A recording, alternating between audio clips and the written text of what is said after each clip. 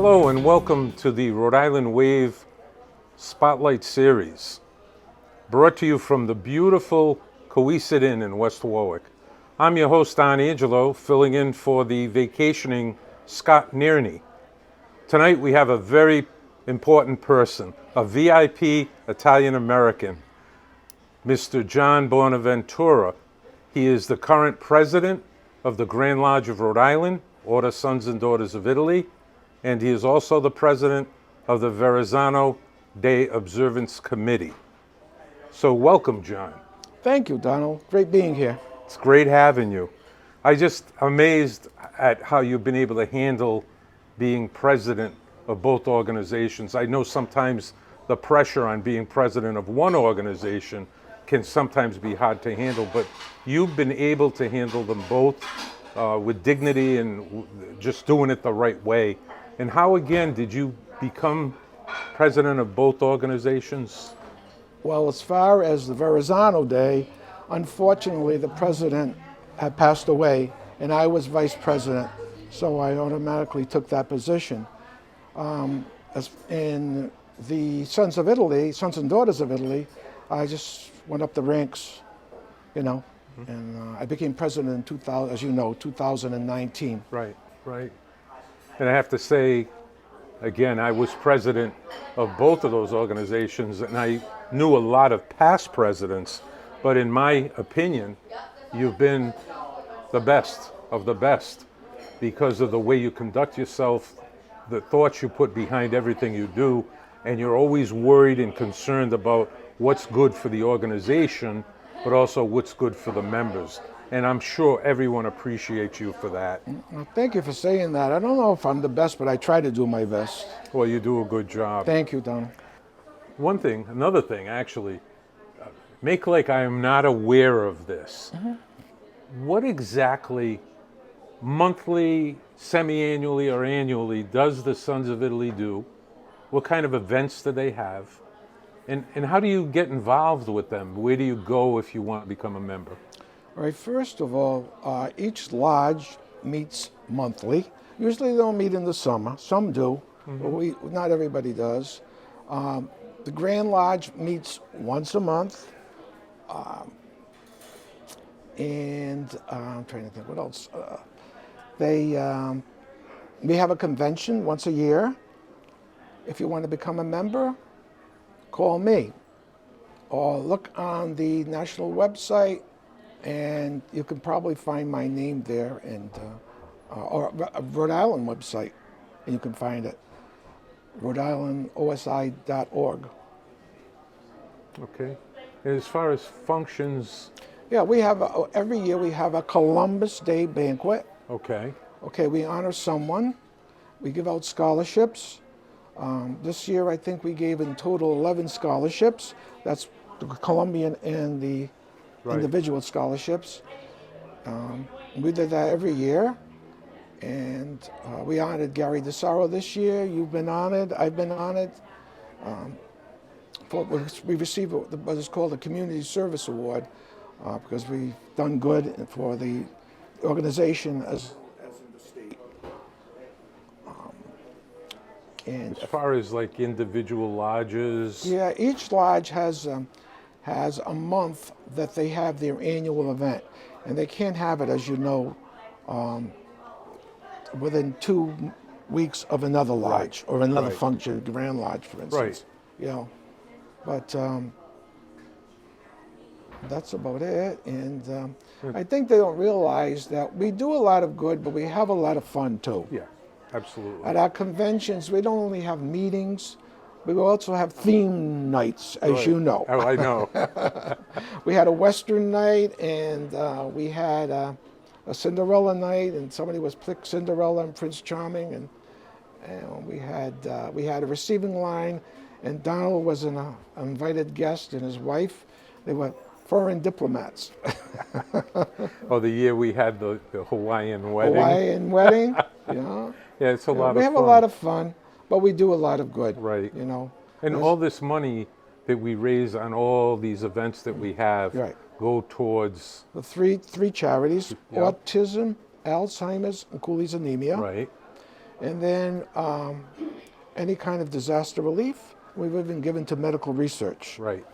So, Or scholarships. scholarships, yeah. Right, right. That's wonderful. So you would be the contact person should someone decide, hey, Yes. I got to get involved with this organization. Right. I got involved, really, I heard about it when I was a teacher, and I was a department chair. I taught Italian. They were giving out Italian awards, and it was given to the outstanding student in the highest level of Italian given. I said, gee, that's a great organization. That's the first time I really heard anything about it. Yeah. Then my friends, as I told you, asked me to become a member, and I was still uncertain. The president at that time, during a snowstorm, came to my house with an application. That's how I became a member. Wow. Yeah. Wow. And I'm That's not sorry that I interesting. did. At times, No. you know, it's trying, and at times it is very rewarding. Absolutely. And it's the camaraderie is just fantastic. Absolutely. And that's one thing. You know, I became friends with this Donald Angelo. Actually, I met him before that. That's right. You were at church. Yes. Yeah. One thing I would like to say to everybody watching is if you have any thoughts, even a minor thought about joining, call, ask some questions. Because just as I did initially, I was like, I don't know if I want to join. Once I joined and it gave it a year or so, then I come to the realization that it's an important organization that does a lot of good for a lot of people. And on top of that, it kind of teaches you your heritage. I learned a lot about the Italian Americans once I became a member, and that's what's important also. But the giving of scholarships, the giving, helping out natural disasters, things of that nature are very important, and that's what it's all about. And the Italian American magazine, that's fantastic. Right, We also exactly. have a television program. It's online, channel 12 plus. We have something called the Italian America Show, and they interview famous Italian Americans. It's really great. Right. Great organization. I'm very glad. I've been a member for 22 years, and you've been longer. I know. Yeah, I don't even remember how long I've been. I joined in 2000. Okay, Yeah. I joined before then. Yeah. You know. But so, as we get into this discussion, we'd like to know a little bit about your background, where you grew up, what type of childhood you had, type of friends, how it was growing up as an Italian American, going to school as an Italian American, type of food as an Italian American. So, Well, yeah, all I yours. grew up in the Maryville section of North Providence, which is in the north end. It abuts the north end of Providence. My mom and my dad both worked. My mom had a small jewelry business with 30 ladies working for her. And my dad was on the North Providence Police Force for over 30 years. And he became chief in 1967 to 1971. I went to in North Providence, I went to Maryville Elementary School, which went up to the 8th grade. Then from there, I went to LaSalle Academy, and then I went to Providence College. So that's a little bit of me. I'm still with the people that I was friends with when I was young. I am still friends with today. I just saw my best friend of 75 years Wow. today. He's not feeling well, and and one of my friends actually is the person that got me involved in the Sons and Daughters of Italy, the Capricotta family. Paul Capricotta and his sister Anne Marie said, "John, you should join the Sons and Daughters of Italy." I said, "Well, I don't know if I want to, but I eventually did, and I'm not sorry that I did." Yeah, it's very rewarding It is. It is. at times. And I felt the same way when you knew my late brother, Ray DiTore. Yes, he was very involved. Wow. When we first got married, my wife and I first got married 43 years ago, Ray used to, he let me go about a year, then he started, you got to join the Sons of Italy, you got to join. I'm saying, Ray, not now, I'm busy. And then I had 2 boys and it got really busy, but eventually I said, okay, I'll join. And it took me a couple of years to realize the importance of the organization, that it was a very important organization. Absolutely. That it did a lot for a lot of people. Yes. which is very important. Yeah. The more you can do for people, the better it is. know. And you know how it is with the scholarships, and all the and the things charities, we do, the charities we support. disaster relief. Yeah, Absolutely. we do a lot. People don't realize that. People don't really know who we are.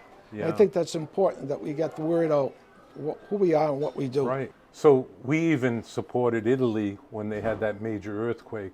We had all the lodges from around the country filtering money into the main lodge, National Lodge, and we sent money to Italy to help the people. So that's all very important. We're always doing something good for Right. someone else. Right. And that's what makes our organizations, both of them, so good and important. And people don't realize when you do good for someone else or to someone else, you feel good. You feel good by doing absolutely. good.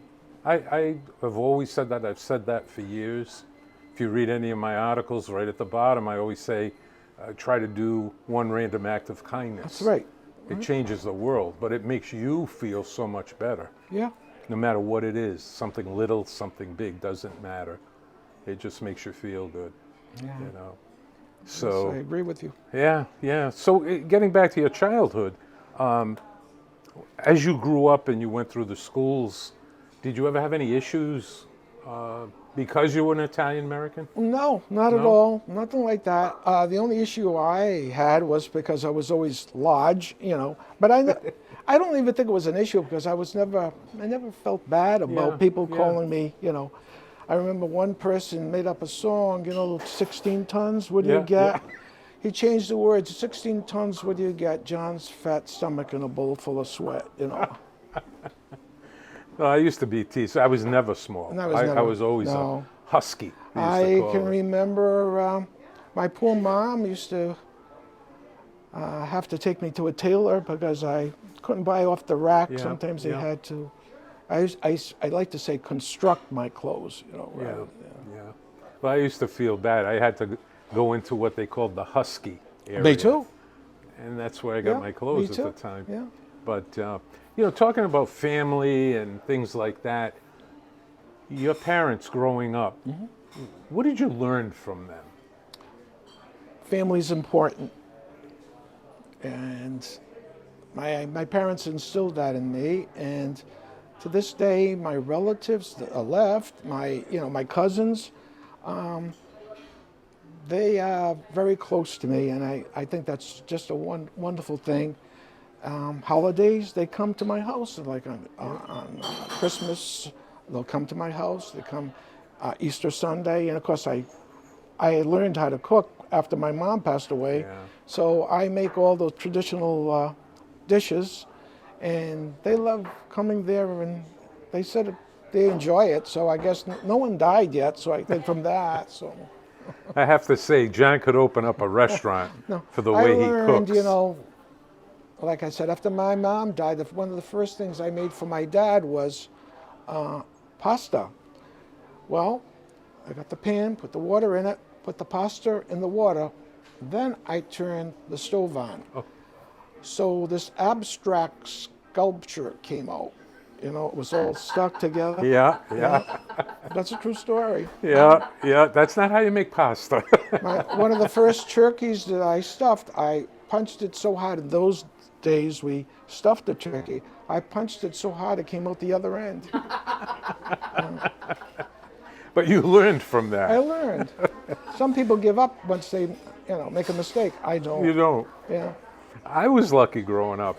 Yeah. I learned, my parents, same thing. I think that's ingrained in us. The family's important. Okay. Yeah. That's what's in life, what's important. But my mother was a fantastic cook and baker.